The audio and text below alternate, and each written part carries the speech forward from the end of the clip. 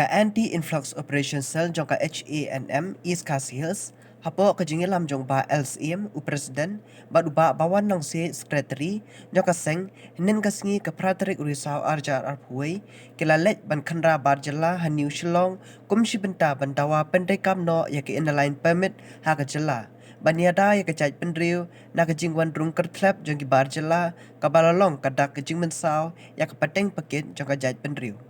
Habakran Shikilat Patai Kobor uba LCM ubalong u Presiden jaga HANM East Khasi Hills District ulaong makaseng kantale yak badan kam yak kibar jala ki bawan chakari uhinyotrap klam da biang kikot kisla ki babiang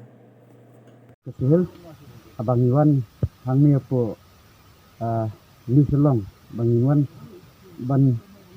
wan pet ban wan chat gini ki non tribal ki ba pentrei hangni po ni selong abang Ilam babon maki de kin biang ke sela ba biang ye nakalang jengi keseng ye kini diberi bomdan ke sela ngap tha no yeki ban thai no sela jong senang ni sawan larak Sinsawan hadin ada fiksi pendiang ikut islah. Ke batoi tu masih menong ba.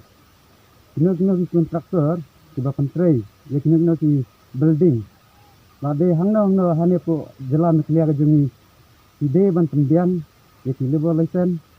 Sua ba kinwan ban pentrei ne kino tribal. Ke batoi tu tolong ba. Ni na liang kaseng. SMM Special. Nang ne sakmat pentrei be ain. Pada ngina kalian kaseng pada ngilap iki ngilap biang iki bakim biang ikut islah nginle katkum ka kam bang ide banle na kalian kaseng ngin penstom iki ke lintasi hani tum khot ke senam ikasel district hari ke pon tang wan hani ke jaka hani ke bari po ni sulong ila wan check ke boleh sen ke tre ni de non tribal di barjala wan tre ni ke usla ke kalian juga seng lintasi alap tikreng ba dan ketuk kali kontraktor ni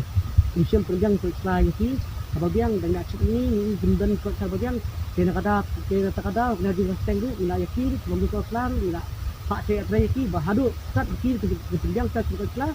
lagi benda mengiru kaseng di hari bamdan ke sababiang ila pak semua dah mengincak tre ni